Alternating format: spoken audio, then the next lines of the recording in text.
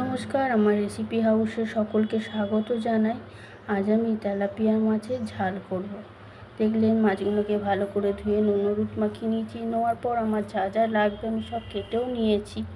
এদিকে কড়া গরম করতে বসিয়ে দিয়েছি। গরম হয়ে যাওয়ার পর তেলও দিয়ে তেল দিয়ে গরম হয়ে যাওয়ার পর মাছগুলো আমি একে একে ভেজে নেব। ভাজার মধ্যে আমি মশলাটাও রেডি করে নেব।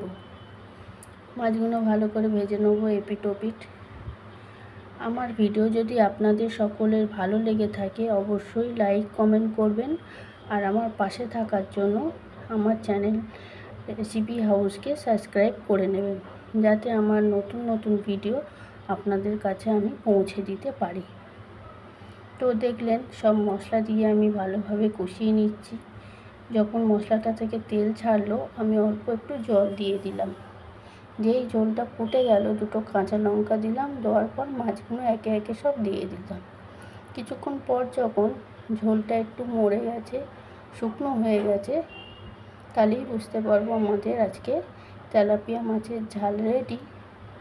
এখনকার মতো এই পর্যন্ত, আবার দেখা হবে নেক্সট ভিডিওয়ে।